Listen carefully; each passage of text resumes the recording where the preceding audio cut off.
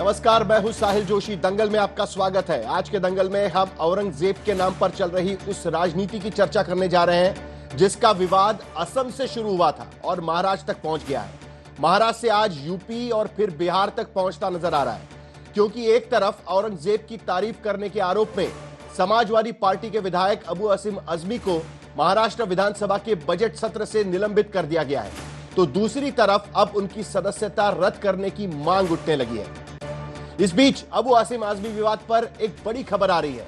Uddhav Thackeray, Shiv Sena UDP के अध्यक्ष, उन्होंने कहा है कि अबू असीम आजमी की विधानसभा सदस्यता खत्म करने की मांग कर रहे हैं। उद्धव ठाकरे ने कहा है कि अबू असीम आजमी का विधानसभा से परमानेंट निलंबन हो जाना चाहिए।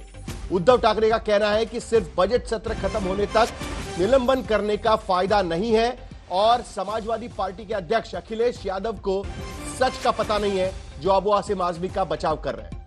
सुनते हैं कि उद्धव ठाकरे क्या कह रहे हैं। अबू आजमी को निलंबित किया गया है, परमानेंटली करना चाहिए। कितने दिन के लिए किया है? बजट सत्र का क्या मामला होता है? वो 2-3 हफ्ता चलेगा, सप्ताह चलेगा, लेकिन परमानेंटली उसको निलंबन करना चाहिए। अखिलेश जी ने आपत्ति जताई, नहीं, उनको जताने दो। हम पूरे महाराष्ट्र ने उनके खिलाफ आपत्ति जताई है और अगर वो चाहते तो वहां से उनका चुन कर लाए। तो समाजवादी पार्टी की महाराष्ट्र में सहयोगी अब मांग कर रही है कि उनका परमानेंट सस्पेंशन कर देना चाहिए। उद्धव ठाकरे ने अबू आजमी पर कार्रवाई का समर्थन किया है और कहा है कि अखिलेश यादव को वो सच से अनजान है। दरअसल अबू आजमी के औरंगजेब विवाद पर आज यूपी में भी राजनीति तेज हो गई है, क्योंकि सीएम योगी ने विधानसभा के अंदर समाजवादी पार्टी पर हमला करते हुए कहा कि औरंगजेब के आदेशों पर चलने वाली पार्टी है वो। और उसके साथ साथ सीएम योगी ने यह भी कहा कि समाजवादी पार्टी अबू असीम आजमी को पार्टी से निकाल बाहर करे, अगर वह यूपी आए तो उनका उपचार हो जाएगा। हालांकि अखिलेश यादव ने अबू असीम आजमी के बयान का बचाव किया है, लेकिन महाराष्ट्र में शरद पवार की पार्टी से लेकर उद्धव ठाकरे की पार्टी तक सबने समाजवादी पार्टी विधायक को बीजेपी की बी टीम करार दे दिया है। तो यह तमाम बयानबाजियां चल रही है, विवाद बढ़ रहा है। सवाल यह है कि अबू असीम आजमी का विधानसभा से निलंबन क्या नियमों के मुताबिक किया गया था या सिर्फ एक सियासी आरोप पर? क्या औरंगजेब को अच्छा शासक बताने वाले पर देशद्रोह का मुकदमा चलना चाहिए?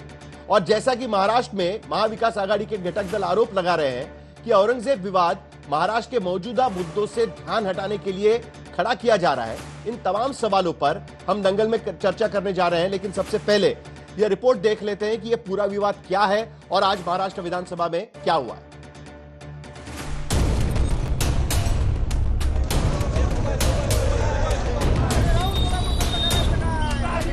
क्या बात करते हैं? गलत हिस्ट्री दिखाई जा रही है। तो क्रूर शासक नहीं मानते हैं? नहीं, मैं नहीं मानता।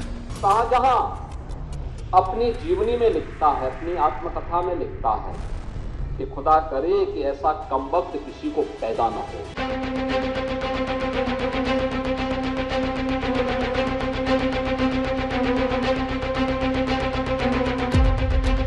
कब्र में आराम फरमा रहे औरंगजेब को ख्वाबों में भी खबर नहीं रही होगी कि वफात की सदियां गुजर जाएंगी और उसके कारनामों पर कोहराम थमेगा नहीं। हालात ये हो चुके हैं कि गदर नेता के बयान पर दो सूबों के कानून साजी के मकाम पर घमासान चल रहा है। ये नेता है अबू आजमी, महाराष्ट्र में समाजवादी पार्टी के सदर। इन्हीं ने न जाने फिल्मी बहस के चक्कर में पड़कर किस खुमारी में मुगल बादशाह औरंगजेब की कद्रदानी वाले कसीदे पढ़ दिए। अब विधानसभा से ही निलंबित कर दिए गए। मुकदमा हुआ 100 अलग। ऊपर से उत्तर प्रदेश के मुख्यमंत्री योगी आदित्यनाथ अलग अल्टीमेटम दे रहे हैं। पूरी पार्टी की फजीहत हो रही है। समाजवादी पार्टी का नेता, आपका विधायक घोषणा करो ना, उस कमबख्त को निकालो पार्टी से और उसको एक बार यूपी भेज दीजिए, बाकी उपचार हम अपने आप करवा लेंगे। वैसे सियासी उपचार की कोशिश महाराष्ट्र में भी चल रही है और अबू आजमी को पूरे बजट सत्र के लिए सदन से निलंबित किया जा चुका है। बात करूंगा, स्पीकर साहब से बात करूंगा कौन से रूल से आपने मुझे किया है, फिर जो इसके रास्ते होते हैं वो देखूंगा कायदे से उसका। हाँ, जो भी देखता हूँ मैं इस बात करूंगा। हाँ बिल्कुल, मुझे बुलाना चाहिए था और सफाई मौका देना चाहिए था। आज मुझे जिस तरह से गालियां दे रहे हैं लोग, टेलीफोन पर गालियां दे रहे हैं, मैं टेलीफोन ही नहीं उठा पा रहा हूँ। जिस तरीके से अबू आजमी को सस्पेंड किया, उसी तरीके से संभाजी नगर में जो आज भी औरंगजेब की कब्र है, उसी तरीके से उसे उखाड़ के ये महाराष्ट्र से बाहर कीजिए। जो औरंगजेब की बातें करते हैं, जो औरंगजेब को अपना सो कॉल्ड फादर बुलाते हैं, उनको भी सबक सीखनी चाहिए। अबू आजमी का कहना है कि बजट सत्र से उनका निलंबन शिवाजी मान खुर्द के 54,780 वोटर्स की आवाज को सदन में खामोश करता है, जिन्होंने आजमी को वोट दिया था। मैं पूछना चाहता हूँ महाराष्ट्र सरकार से कि क्या दोहरा कानून चलेगा यहाँ पर? प्रशांत कोलरकर साहब ने और राहुल शोलापुरकर साहब ने छत्रपति शिवाजी महाराज को कैसे अपमानित किया है, कि कैसे कैसे अल्फाज बोले हैं। मैं अपने मुंह से वो चीज़ें अपने महापुरुषों के बारे में इनके कही हुई बातों को दोहराना भी अपने की शर्मिंदगी महसूस करता हूँ, लेकिन उस पर उनको जेल नहीं, उनको कुछ नहीं हुआ। सरकार कहती है कि कानून एक ही है, कार्रवाई भी एक जैसी, मगर नेताओं की सियासत का फर्क साफ समझ में आता है। दिन कैसे आ गया है कि यूपी के सीएम वहां से बोल रहे हैं, लेकिन हमारे सीएम 2 दिन लेते हैं कार्रवाई करने को, तो सीएम में अंतर होता है। अबू आजमी के लिए मुसीबत ये हो गई कि औरंगजेब की तारीफ करने पर बीजेपी वाले तो उन्हें देशद्रोही करार देते ही हैं, साथ वाले भी लानत मलामत कर रहे हैं। धनंजय मुंडे विवाद से ध्यान हटाने के लिए अबू आजमी ने नया बखेड़ा खड़ा किया। बीजेपी की तरफ से एक आदेश आ गया अबू भाई को, कुछ ऐसा स्टेटमेंट दे दो कि हम भी हंगामा करेंगे, हम भी भाषण करेंगे। अबू आजमी या ओवैसी साहब इस प्रकार की हरकतें हमेशा करते हैं। अभी उन्होंने जो स्टेटमेंट दिया सिर्फ बीजेपी को फायदा होने के लिए दिया कि वो पूछना पड़ेगा ना। महाराष्ट्र में भारतीय जनता पार्टी की सत्ता को लाने में अबू आसिम का कितना बड़ा योगदान था। महाराष्ट्र में अलग थलग पड़ी समाजवादी पार्टी दरअसल डबल अटैक का सामना कर रही है। इधर महाराष्ट्र की तपिश में उत्तर प्रदेश की सियासत भी सिकने लगी। अखिलेश यादव सोशल मीडिया पर अभिव्यक्ति की आजादी से लेकर बेखौफ दानिशमंदी तक की बात कर रहे हैं। आजाद ख्याली की पैरोकारी करते हैं। उनकी पार्टी के नेता मंदिरों के निर्माण में औरंगजेब के योगदान की इबारतें ढूंढ कर सोशल मीडिया पर पोस्ट कर रहे हैं, ताकि अबू आजमी के बयान को सही ठहराया जा सके। लेकिन सियासत के हमले इतने तेज हैं कि समाजवादी पार्टी की सारी सफाइयां औरंगजेब के कारनामों के नक्कार खाने में तूती की आवाज बनकर रह गई। आज समाजवादी पार्टी डॉक्टर लोहिया के विचारों से कितनी दूर भाग चुकी है। दुर्भाग्य है कि इन्होंने आदर्श किसको माना है? औरंगजेब को। औरंगजेब का पिता शाहजहां अपनी जीवनी में लिखता है, अपनी आत्मकथा में लिखता है कि खुदा करे कि ऐसा कमबख्त किसी को पैदा न हो। भारत की आस्था पर प्रहार करने वाला दुर्दांत भारत का इस्लामीकरण कर रहा था। उधर महाराष्ट्र में अबू आजमी का मामला और बढ़ता दिखता है, क्योंकि बीजेपी अब अबू आजमी की विधानसभा सदस्यता यानी विधायकी ही रद्द करने के बारे में विचार शुरू कर चुकी है। फिल्म के बहाने सोशल मीडिया से शुरू हुई चर्चा अबू आजमी के एक बयान से सियासत का मुद्दा बन चुकी है। पर ये पहली बार नहीं, हिंदुस्तान की मौजूद सियासत में मुगलों के जिक्र की रवायत अक्सर ही औरंगजेब को घसीट लाती है, चाहे वो दिल्ली हो, महाराष्ट्र हो या फिर उत्तर प्रदेश। आज तक ब्यूरो। तो एक बार फिर 300 साल पुराना शासक महाराष्ट्र में एक विधायक के सस्पेंशन का कारण बन चुका है। अबू आसिम आजमी ने जो सवाल उनको पूछा गया था राहुल गांधी पर, जो बयान दिया गया था, हेमंत बिश्व शर्मा ने राहुल गांधी पर तुलना की थी औरंगजेब से, वो सवाल पूछा गया। बात करते हैं, अबू आसिम आजमी सस्पेंड होते हैं। अबू आसिम आजमी, किस तरीके से इस सस्पेंशन को देखना चाहिए? क्या इसको लेकर पॉलिटिकल पार्टीज की सोच है और क्या यह सस्पेंशन सही है? क्या इस तरीके से किसी विधायक को सस्पेंड किया जा सकता है जो उसने बयान सदन के बाहर दिया है? उसको लेकर इन तमाम मुद्दों पर हम दंगल में चर्चा करने जा रहे हैं। हमारे साथ में इस चर्चा में शामिल होंगे प्रदीप भंडारी, भारतीय जनता पार्टी की तरफ से, अमित जमई समाजवादी पार्टी की तरफ से, उन्होंने आज ट्वीट भी किया है इस पूरे मुद्दे को लेकर।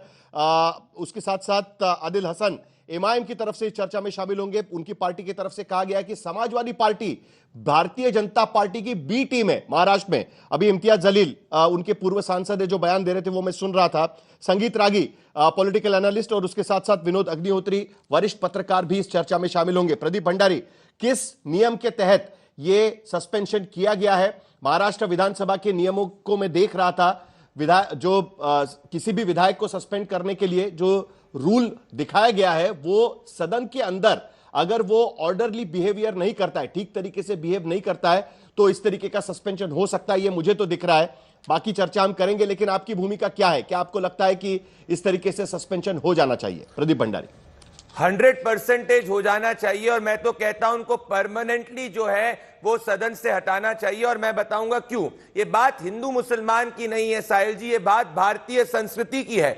ये लोग आज समाजवादी पार्टी वाले किसको बैक कर रहे हैं? जिस व्यक्ति ने, जिस क्रूर शासक ने अपने तीनों भाइयों का गला काटा, जिसने अपने बाप को जाकर जेल में रखा और एक भाई का गला अपने बाप को दिया, वो इनका आदर्श है। और वो व्यक्ति कौन है? जिसने 40 लाख से ज्यादा हिंदुओं का कत्लेआम किया, जिसने जजिया लागू करा नॉन मुसलमानों के ऊपर। और मैं तथ्यों के आधार पर कोट करना चाहता हूं, ये औरंगजेब भारतीय संस्कृति के विरुद्ध है। काशी विश्वनाथ मंदिर औरंगजेब ने तोड़ा, बिंदु महादेव मंदिर औरंगजेब ने तोड़ा, सोमनाथ मंदिर औरंगजेब ने तोड़ा, विष्णु मंदिर औरंगजेब ने तोड़ा, त्रेता का ठाकुर मंदिर औरंगजेब ने तोड़ा, बिंदु महादेव मंदिर औरंगजेब ने तोड़ा, जोगियाई मंदिर औरंगजेब ने तोड़ा, छतर मंजिल मंदिर औरंगजेब ने तोड़ा, रुद्र महादेव मंदिर औरंगजेब ने तोड़ा, आदिनाथ मंदिर औरंगजेब ने तोड़ा। ऐसे हजारों मंदिर औरंगजेब ने तोड़े। बात भारतीय संविधान की है। जो औरंगजेब को बैक करता है वो बाबा साहेब भीमराव अंबेडकर के संविधान में विश्वास नहीं रखता। मैं प्राइमरी औरंगजेब की रेफरेंस लेके आया हूं। यह किताब है प्राइमरी सोर्सेज औरंगजेब की, फ्रैंकोइस गॉथियर की।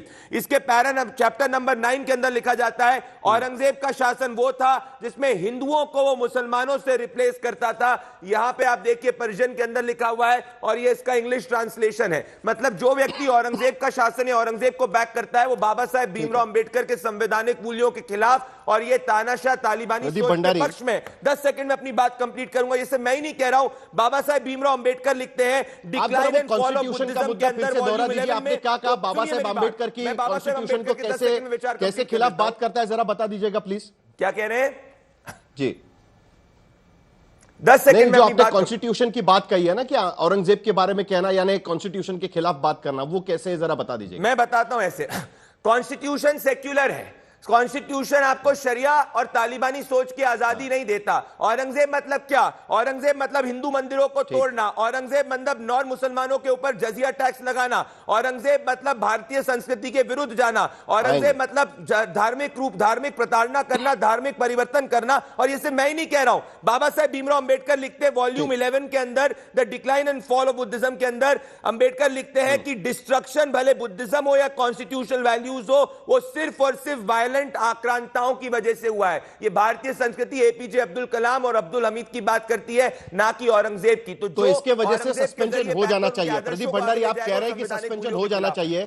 मैं आपको एक बात बताता हूं, इसी तर्ज पर प्रदीप भंडारी आपको और एक सस्पेंशन करना पड़ेगा, और इस बार शायद वो सस्पेंशन बिहार में भी आपको करना पड़ेगा। अनफॉर्चुनेटली वो जनता दल यूनाइटेड के विधायक है, वहां पर एमएलसी है खलीद मोहम्मद, उनका अभी बयान आया है, वो जरा बयान एक बार दिखा देते हैं और तुरंत उन पर भी सस्पेंशन की कार्रवाई शायद शुरू हो पाएगी, ऐसा मुझे लगता है। जरा सुनते हैं खलीद मोहम्मद ने क्या कहा और वहां पर बिहार में अब उसको लेकर क्या चर्चा चल रही है, वो भी जरा एक बार सुन लेते हैं और उसके बाद चर्चा आगे बढ़ाएंगे। सुनते हैं खलीद मोहम्मद का बयान, जरा सुन लेते हैं।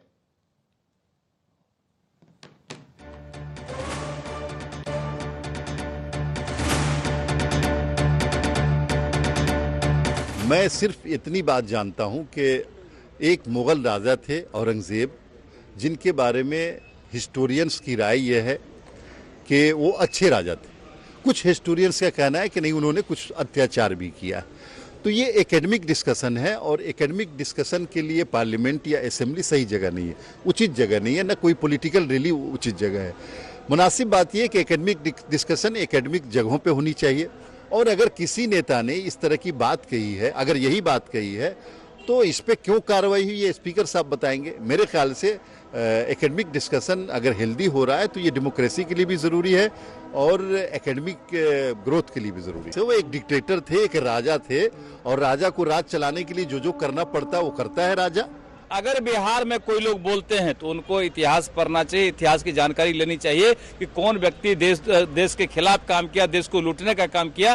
तो उनके पक्ष में बोलना हम समझते हितकर नहीं है। जो लोग बोल रहे हैं वो देशद्रोही हो सकते हैं। लेकिन उनका वो तर्क है कि इतिहास में लिखा हुआ है कि औरंगजेब एक अच्छे शासक थे और यही हवाला दे। कहाँ पे कौन सा इतिहास पढ़ लिए? इतिहास अगर नहीं पढ़े तो जाके इतिहास को पढ़े। और कहीं कोई किसी किताब में लिख ले तो अपने से छपवा लेते हैं, तो ये सब कहीं नहीं है।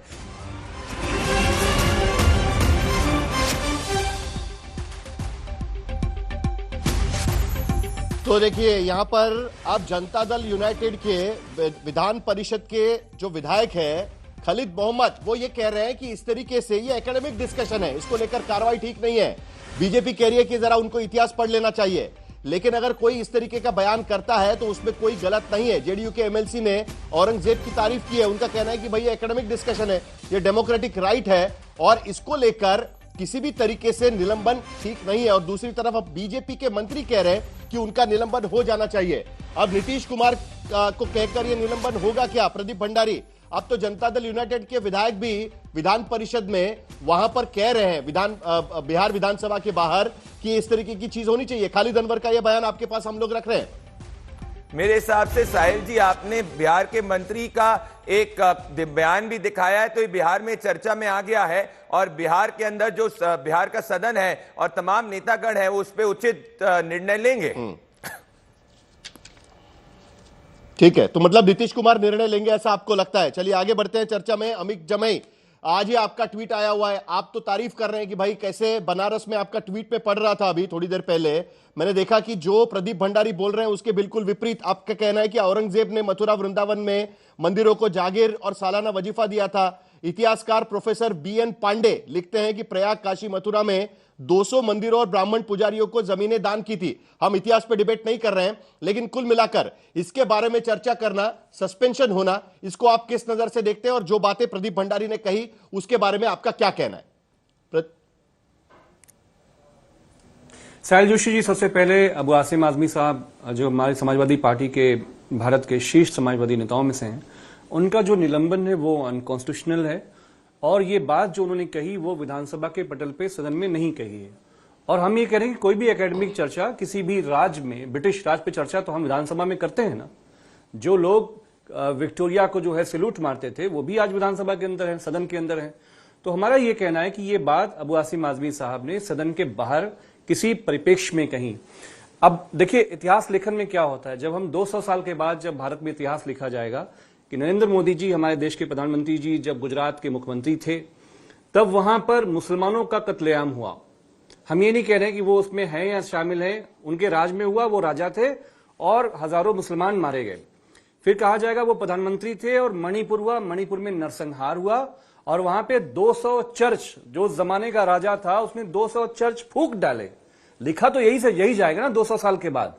तो औरंगजेब के बारे में ठीक इसी तरह से जैसे आज हमारे आदरणीय मुख्यमंत्री योगी आदित्यनाथ जी ने कहा है कि वो अबू आसिम आजमी साहब का इलाज इतिहास के बारे में चर्चा कर रहा है, आप बोल रहे हैं कि फ्यूचर में क्या होगा उसकी चर्चा आप अभी से कर रहे हैं। 200 साल के बाद एक सर्वे ऐसा कराओ कि प्रयागराज, काशी, मथुरा के बीच में जो 200 फरमान, 200 जो मंदिरों को जागीरें शहंशाह औरंगजेब ने दी हैं, क्या ये बात सही है?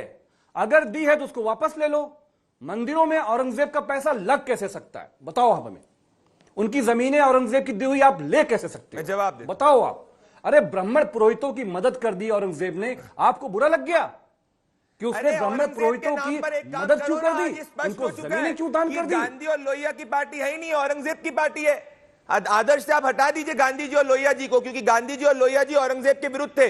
देखिए माननीय अखिलेश यादव जी की समाजवादी पार्टी से जिस स्तर पे आप बहस करना चाहते हो, आप एकेडमिक डिस्कोर्स करना चाहते हो, ले आओ भारतीय जनता पार्टी का अनिल बलूनी को बिठा दो, हम आपसे एकेडमिक डिबेट करेंगे। कहीं पर समाजवादी पार्टी को मैं ओपन चैलेंज दे रहा हूं भाई, लोहिया जी का एक स्टेटमेंट दिखा दीजिए। विधानसभा में वो गलत हुआ है और उनके परिवार की जो सिक्योरिटी है वो कंप्रोमाइज हो रही है। उनके परिवार के साथ कुछ होता है, इसके लिए सीधे सीधे भारतीय जनता पार्टी जिम्मेदार होगी।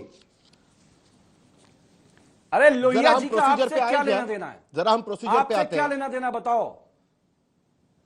अरे अमीक जमाई, जो अपने आदर्श के आदर्श नहीं रहे, अपने आदर्श लोहिया जी को छोड़ के औरंगजेब को अपना आदर्श बना रहे हो, बनाओ, जनता आपको जवाब देगी। पर हम नहीं होने देंगे। विक्टोरिया को आदर्श मानते हो ना, हम तो गांधी जी को, नेहरू को, लोहिया को मानने वाले लोग हैं। भगत सिंह और फतेहुल्लाह खां को मानते हो। आपका क्या विचारधारा है? हम बात कर रहे हैं एक स्टेटमेंट बता दो। ये बताओ, ये बताओ आप बड़ा एकेडमिक जब ये बात आएगी कि प्रयागराज में जो घाट बने हैं वो महासम्राट अकबर ने बनाए हैं, जो घाट बने हैं महाकुंभ में महान अकबर ने बनाए हैं, तो घाट तोड़वा दोगे? अरे इतिहास है भाई, जजिया लागू इतिहास करोगे क्या देश में? इतिहास औरंगजेब पढ़ो। ने जजिया लागू किया था, औरंगजेब को बैक कर रहे हो, जजिया लागू करोगे क्या? अरे तो नॉन पूरे मुसलमानों ये पे? बताओ, चलिए पूरे देश में जो चलिए, GST लेकिन लगा सवाल रहे मेरा हो, अभी भी कायम है। पूरे देश जरा में एक मिनट, GST लगा जरा रहे एक हो, मिनट, प्रदीप उत्तर भंडारी, प्रदेश जरा में प्रदीप मुसलमानों भंडारी, एक के मिनट। मस्जिदों से सवाल मेरा लाउडस्पीकर अभी भी उतार कायम रहे है, हो। सवाल मेरा अभी भी कायम है। कौन सा एक न्याय? बात को लेकर मेरा सवाल, अमित जमई, हम लोग औरंगजेब पर अभी डिबेट नहीं करेंगे। इतिहास पर डिबेट के लिए हम अलग से आपके साथ चर्चा कर लेंगे कि औरंगजेब क्या थे क्या नहीं थे वगैरह, वो सारी चीजें तो हम लोग करते रहेंगे। मुद्दा यहां पर यह उठा हुआ है कि एक ऐसे व्यक्ति के बारे में स्टेटमेंट दिया है अबू आसिम आजमी ने सदन के बाहर। उस सदन के बाहर दिए गए स्टेटमेंट को लेकर सदन के अंदर सारे विधायकों ने एक मत से कार्रवाई की है। और आपको मैं बताना चाहता हूं कि सदन में कौन कौन बैठा था। अभी आपने उद्धव ठाकरे का बयान तो सुन लिया अमित जमई जी, उसके साथ साथ कांग्रेस के विधायक भी अंदर बैठे हुए थे। सिर्फ समाजवादी पार्टी के अकेले विधायक ने सदन से वॉकआउट किया। समाजवादी पार्टी के अकेले विधायक ने वॉकआउट किया। कांग्रेस के सभी विधायक अंदर बैठे हुए थे, उन्होंने समर्थन किया प्रस्ताव का। एनसीपी एसपी के विधायक भी वहां पर बैठे हुए थे, उन्होंने भी उसका समर्थन किया। आपकी सहयोगी पार्टी के विधायक वहां पर बैठे हुए थे, वो समर्थन कर रहे हैं महाराष्ट्र विधानसभा में, और आप कह रहे हैं कि कार्रवाई गलत है। आप कांग्रेस से पूछिए कि क्यों समर्थन किया गया। अमित जमई जी, नहीं साहिल जोशी जी, साहिल जोशी जी, हम बीजेपी आरएसएस के पिच पे समाजवादी लोग राजनीति नहीं करते हैं। ये हमको डिफेंसिव बनाएंगे और हम डिफेंसिव हो जाएंगे। बात सिर्फ इतनी है कि जब आप शिवाजी औरंगजेब की बात खड़ा करते हो तो शिवाजी के जो मेन कमांडर्स थे मुसलमान थे, औरंगजेब के मेन कमांडर्स, मेन उसकी कैबिनेट में मेजॉरिटी हिंदू थे। ये हिंदू मुसलमान लड़ाई थी नहीं, हिंदू मुसलमान लड़ाई शिवाजी और औरंगजेब की थी नहीं।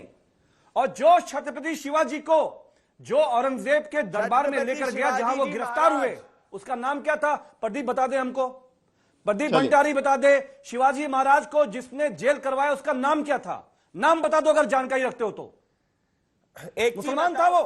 नहीं, मैं आपको ओपन मुसलमान नहीं था, लेकिन जो साहिल जी सदस्यता की बात है, जो तो मैं सदस्यता कह की रहा हूं, बात लोहिया जी का है, एक अबू आसिम आजमी साहब की जो सदस्यता गई है, भले वो अकेले पड़ जाए, लेकिन वो न्याय पे खड़े हुए हैं। हम 21वीं सदी में लौट कर आते हैं। अभी जरा 21वीं सदी में लौट कर आते हैं। आदिल हसन, जरा चर्चा में आदिल हसन को भी लेके आएंगे, बाकी भी हमारे साथ वहां पर बाकी हमारे साथ जो गेस्ट बैठे हुए हैं उनसे भी हम लोग बातचीत करेंगे।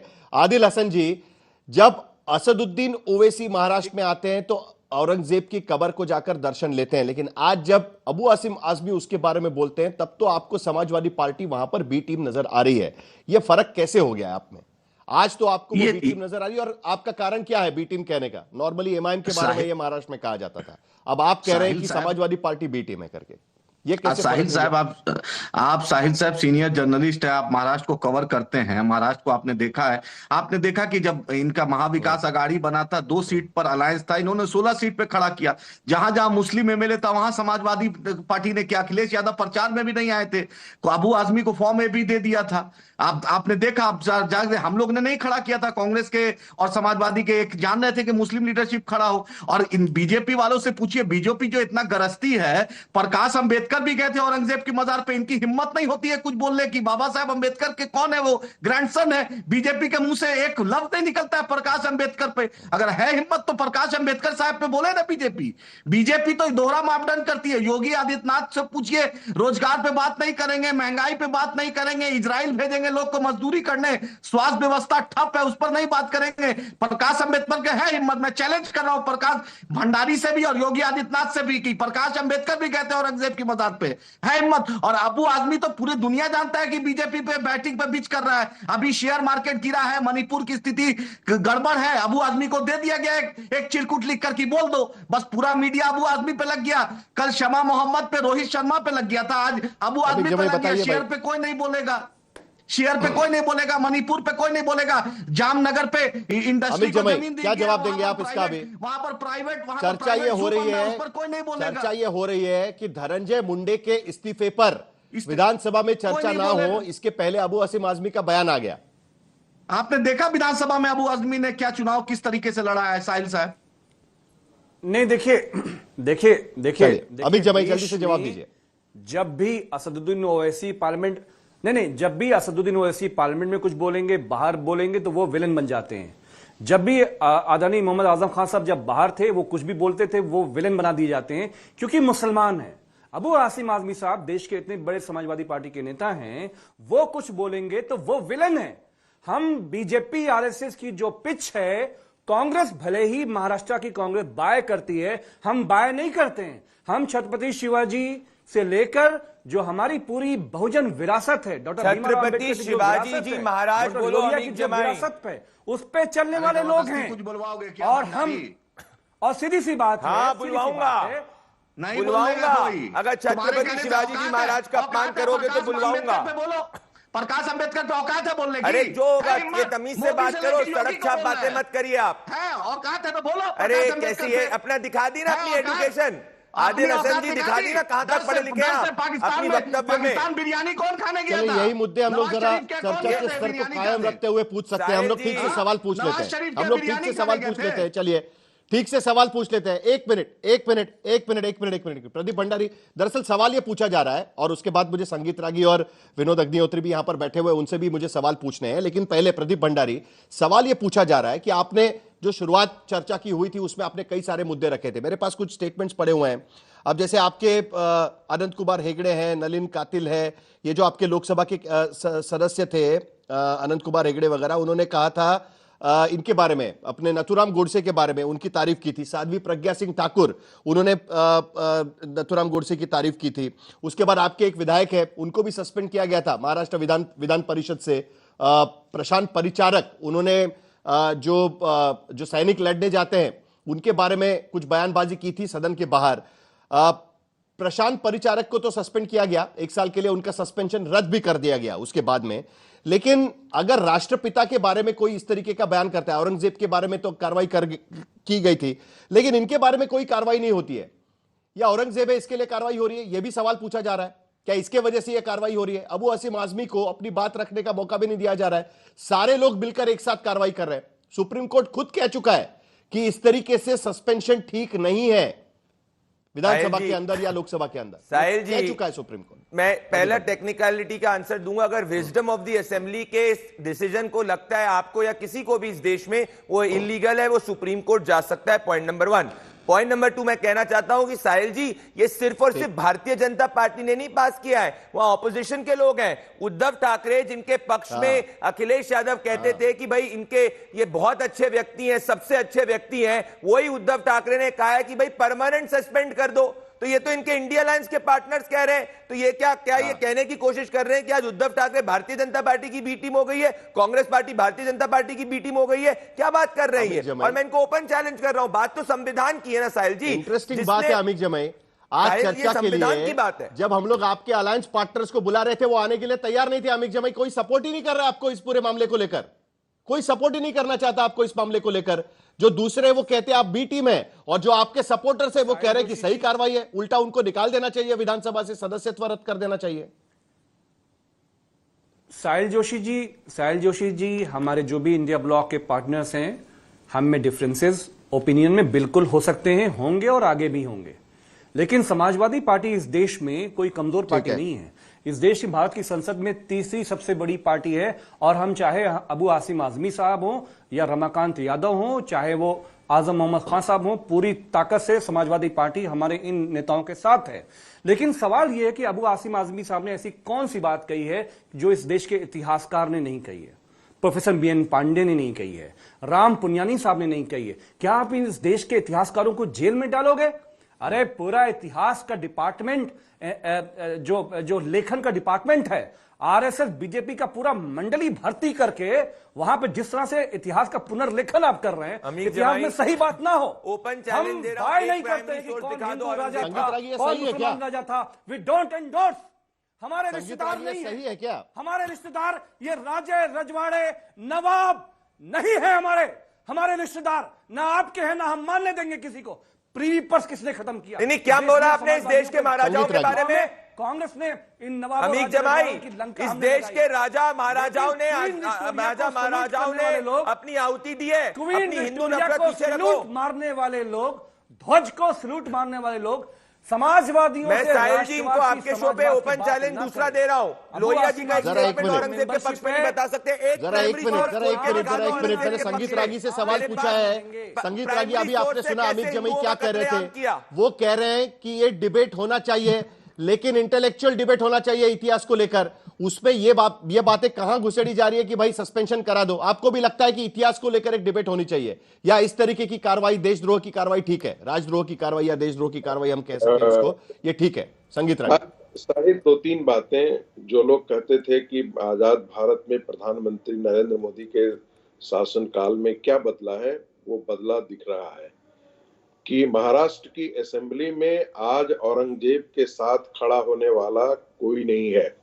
आपको याद होगा कि नवाब मलिक अफजल खां की मजार पर गए थे और उस समय एनसीपी जो है वो कांग्रेस के साथ और उद्धव ठाकरे के साथ गठबंधन में थी महाराष्ट्र की राजनीति में। तब महाराष्ट्र में ये तीनों साथ सरकार में थे। आज उद्धव ठाकरे, शरद पवार की पार्टी और सारे, इनमें से कोई भी आज अभी मुख्यमंत्री देवेंद्र फडणवीस कुछ इस बात को लेकर बोल रहे हैं, अबू आसिम आजमी के सस्पेंशन को लेकर ही कुछ बोल रहे हैं। जरा एक मिनट सुन लेते हैं, फिर चर्चा आगे बढ़ाएंगे। संगीत रागी, जरा सुन लेते हैं कि देवेंद्र फडणवीस अन्याय केला, पण आज या फिल्मच्या माध्यमातून त्यांचं चरित्र, त्यांचं शौर्य, त्यांची वीरता आणि त्यासोबत त्यांचं चातुर्य, त्यांची विद्वत्ता, या सगळ्या गोष्टी जनसामान्यांपर्यंत जात आहेत। छावा पुस्तक आपल्यापैकी अनेकांनी लहानपणी वाचलं, पण ते जनसामान्यात जेवढ्या मोठ्या प्रमाणात गेलं नव्हतं ते या सिनेमामुळे जात आहे, याचा अतिशय आनंद आहे। सर, छावा के स्क्रीनिंग के लिए आज आप आए हैं, कैसे लगी आपको मूवी? आपने जितना भी पार्ट देखा है। देखिए, एक बहुत सुंदर मूवी ये बनाई गई है। हमारी सहयोगी मंत्री अदिति तटकरे, इन्होंने आज ये स्क्रीनिंग रखी है सारे एमएलएस और एमएलसीज के लिए। और हम सब लोग जानते हैं कि छत्रपति संभाजी महाराज, जिनके बारे में कहा जाता था देश धर्म पर मिटने वाला शेर शिवा का छावा था, महापराक्रमी परम प्रतापी एक ही शंभू राजा था, ऐसे तो देवेंद्र फडणवीस छावा फिल्म देखने के लिए गए हुए हैं आज, और उनका वो जो आयोजन किया गया, बाकी विधायक भी उनके साथ में जाएंगे। संगीत रागी, चर्चा आगे बढ़ाते हैं हम। आपको लगता है कि जिस तरीके से सस्पेंशन हुआ है औरंगजेब पर, इसके आगे देश में चर्चा नहीं होगी, सीधा अगर कोई बोलेगा तो देशद्रोह का मुकदमा चलेगा और सस्पेंशन हो जाएगा, यही होगा ना इसके आगे? देना चाहता हूं, वामपंथी इस्लामिस्ट गिरोह इतिहासकारों का एक था जिसने 70 साल में भारत के इतिहास को जितना डिस्टॉर्ट करना था उसने किया। औरंगजेब का ही डॉक्यूमेंट, उसके फरमान को यदि हम पढ़ लें तो हमारे कितने मंदिरों को उसने तोड़ा है, ये सबकी सभी जानते हैं। होली, दीपावली बैन करने का उसी के हाथ में जाता है।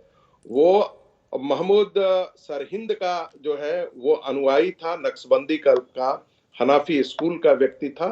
वो एक सच्चा मुसलमान था और सच्चे मुसलमान के कारण उसने वही निभाया जो बुत शिकन होना, यानी बुत को, मंदिरों को तोड़ना, देवताओं को तोड़ना, मूर्तियों को तोड़ना, ये इस्लाम का चरित्र रहा है। नहीं तो इसके वजह से सस्पेंशन होना चाहिए ना विधायक का, आप यही कहना चाहते हैं ना?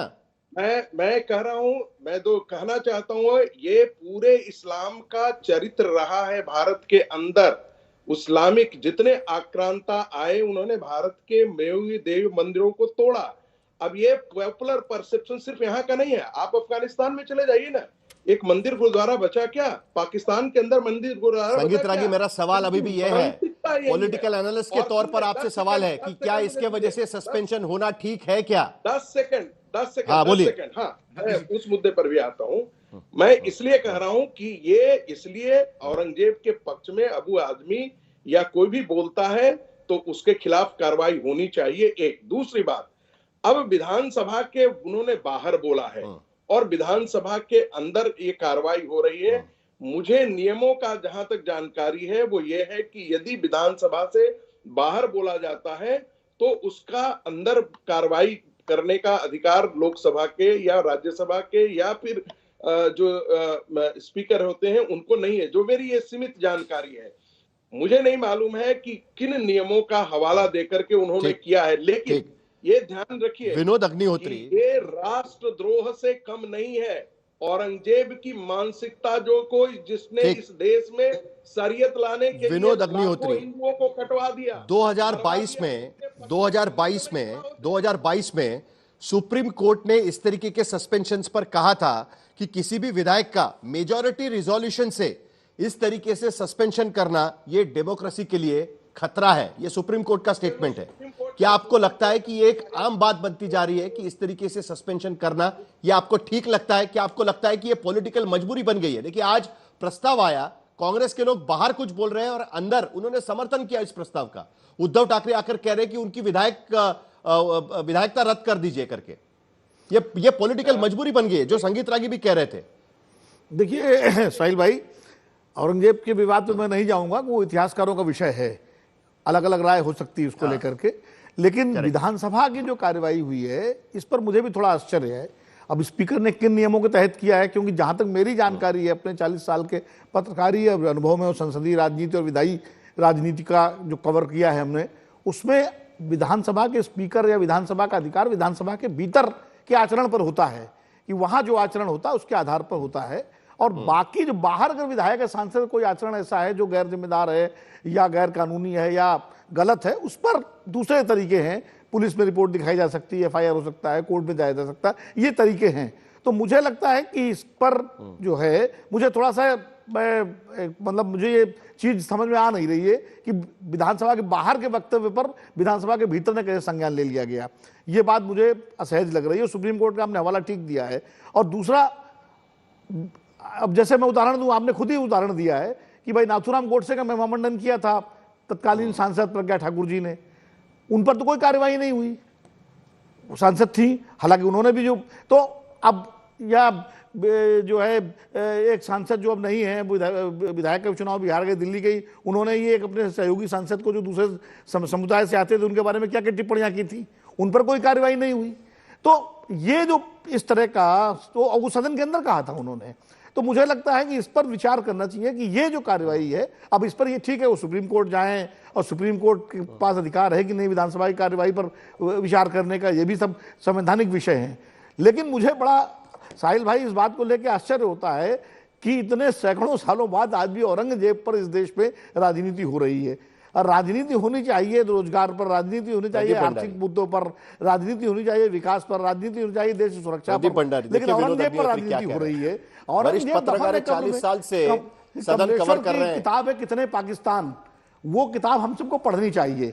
और उसमें जो है कि कैसे हम पुराने मुद्दों को कब्र से निकाल करके लाते हैं आज की राजनीति में, वो बड़ा स्पष्ट हो जाएगा अगर हम सब लोग पढ़ें उस किताब को। साहिल ठीक है। साहिल, संगीत रागी जल्दी से कुछ कहना चाह रहे हैं आप, फिर प्रदीप भंडारी के पास चलेंगे। संगीत रागी। साहिल, विदेश में कार्टून छपने पर इस देश में राजनीति होती है। गाजा में घटना घटती है, इस देश में राजनीति होती है।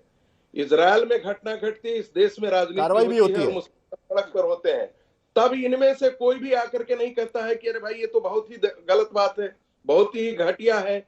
उस देश से भारत के मुसलमानों का क्या लेना देना है, लेकिन तुर्की के मुसलमानों से लेना देना है, सीरिया के मुसलमानों से भारत के मुसलमानों को लेना देना है। सीरिया में भारत का मुसलमान लड़ने चला जाएगा, गाजा के मुसलमानों संगीत रागी महात्मा गांधी ने भी मुद्दा अलग है। मानसिकता है, ये देश लड़ने के लिए इस देश को तैयार होना चाहिए। जिन्ना के मजार पे आदिल हसन कुछ जवाब देना चाह रहे हैं आपका। साहिल साहब, जिन्ना के मजार पे अडवाणी गए थे, उस पर भी मुद्दा है। नवाज शरीफ क्या बिरयानी खाने मोदी गए थे, वो भी मुद्दा है। प्रकाश अंबेडकर पे बोल नहीं पा रहे हैं भाजपा, ये भी एक मुद्दा है। वो भी औरंगजेब पे कहते हैं, वो भी कहते हैं गए थे जरूर, बिरयानी खाने नवाज शरीफ क्या गए थे, बिरयानी खाने। ये बात तो सही है संगीत रागी, ये बात का भी जवाब दे दीजिएगा आप। ऐसा क्यों होता है कि अबू आसिम आजमी पर तुरंत कार्रवाई हो जाती है, देशद्रोह का मुकदमा हो जाता है, प्रकाश अंबेडकर जाते हैं तो उस पर तो कोई बोलता नहीं है, ऐसा क्यों है संगीत रागी? ऐसा क्यों होता है? ये भी तो पॉलिटिकल मजबूरी हो सकती है ना। नहीं, जब पाकिस्तान पर अटैक होता है, जब पाकिस्तान परस्त मुसलमानों को भारत से निकालने की बात होती है, जब बांग्लादेशी मुसलमानों की बात होती है, तो दर्द किसको होता है? पाकिस्तान परस्त ओवैसी को दर्द होता है, जिसके पुरखों रजाकारों ने हिंदुओं की हत्याएं की थी। जिन्ना की मानसिकता वाले, जिन्ना की मानसिकता वाले असूली ओवैसी को दर्द होता है। जिन्ना के मदार पे अडवाणी गए थे, घंटी बजाने चलिए गए थे। अमित जमाई, उस पर नहीं हिम्मत है बोलने की। चलिए अमित जमाई, अब आगे क्या, अभी आगे क्या अमित जमाई, क्या अबू आसिम आजमी के सस्पेंशन के खिलाफ सुप्रीम कोर्ट जाएंगे आप, अदालत का दरवाजा खटखटाएंगे? और उसके बाद प्रदीप भंडारी से कमेंट लेना चाहूंगा मैं, लेकिन उससे पहले अमित जमाई, क्या सुप्रीम कोर्ट में आप जाने की तैयारी कर रहे हैं या कोर्ट का दरवाजा खटखटाने की तैयारी की जा रही है पार्टी की तरफ से? देखिए जो आप विनोद अग्निहोत्री पहले कुछ कहना चाह रहे, जरा एक मिनट सुन लेते हैं। एक मिनट अमित भाई एक मिनट विनोद अग्निहोत्री जी। देखिए, अभी संगीत जी ने कहा कि गाजा में जो हुआ उस पर राजनीति होती है, सीरिया पर राजनीति होती है, बिल्कुल होती है। बांग्लादेश में कुछ होता तब भी राजनीति होती है, अब अमेरिका में कुछ होता तब भी राजनीति होती है। ये तत्कालिक विषय हैं, इसलिए इन पर राजनीति होती है। लेकिन 300 साल 400 साल पुराने मुद्दे पर राजनीति हो, मैं वो कह रहा हूं, आज के मुद्दे पर राजनीति होनी चाहिए। अगर 2025 में दुनिया में कहीं भी कुछ हो रहा है उस पर तो राजनीति होनी चाहिए, बिल्कुल होनी चाहिए। अगर बांग्लादेश में हिंदुओं पर अत्याचार होता है उस पर भी राजनीति होना चाहिए, गाजा में होता है उस पर भी होनी चाहिए, जहां भी मजलूमों के खिलाफ कोई मुद्दा हो उस पर राजनीति होनी चाहिए, उसके विरोध में आवाज उठनी चाहिए। अमित जमाई आप कुछ कह रहे थे, चलिए अभी अमित जमाई की बात सुन लेते हैं। अदालत का दरवाजा खटखटाएंगे क्या? आखिरी कुछ मिनट मेरे पास बचे हुए हैं, अमित जमाई जल्दी से बता दीजिए, उसके बाद प्रदीप भंडारी के पास चलेंगे। अमित जमाई बोलिए। जी मैं बहुत छोटी सी दो बातें। आदरणीय अबू आसिम आजमी के साथ जो इलीगल जो हटाया मेंबरशिप उनका खराब किया गया, मतलब उनको हटाया गया है, हम उसकी निंदा करते हुए जो भी प्लेटफॉर्म हमारे लिए उचित है पार्टी उसके लिए डिसीजन लेगी। नंबर 2, हमारे आदरणीय मुख्यमंत्री जी ने आज सदन में कहा कि अबू आसिम आजमी साहब का वो इलाज करना चाहते हैं। मुख्यमंत्री जी से हम आपके चैनल के माध्यम से सरकार से इतना ही कहना चाहते हैं कि 200 जो मंदिरें हैं उत्तर प्रदेश के अंदर काशी मथुरा के बीच में, जिसको औरंगजेब ने जमीनें दान करी, एक सर्वे करवाइए। सर्वे करा कि इस देश के जो सैकड़ों साल से जो बोला गया है उस सच को बताइए, ठीक कर देंगे। और अगर औरंगजेब से इतनी नफरत है वो जल्दी से बताइए, वापस कर लीजिए। जो भी बोलेगा उसके खिलाफ कड़ी से कड़ी कार्रवाई इसीलिए होगी क्योंकि औरंगजेब का मतलब इस देश के संविधान के विरुद्ध बोल के शरीयत लागू करना। हम बाबा साहेब भीमराव अम्बेडकर के संविधान के पक्षधारी हैं। क्या अलग से कार्रवाई होगी वो भी बता दीजिएगा, क्योंकि योगी कह रहे हैं कि वहां भेज देंगे, ठीक कर देंगे। औरंगजेब के नाम पे हम मांगेंगे छत्रपति शिवाजी जी महाराज के नाम। अमित शाह ने बाबा साहब पे क्या बोला था? प्रदीप भंडारी। मेरा समय खत्म हो चुका है। 300 साल पहले जो शासक इस देश में हो चुका है उसके नाम पर आज की स्थिति में भी राजनीति होती तो है ही, उसके साथ साथ एक विधायक का सस्पेंशन भी होता है। अब इसको लेकर सुप्रीम कोर्ट में दरवाजा खटखटा जाएगा। ये समाजवादी पार्टी पहले से ही कह रही है, अब कानून इसको लेकर क्या कहता है, कोर्ट इसको लेकर क्या कहता है, उस पर नजर रखना बहुत जरूरी होगा।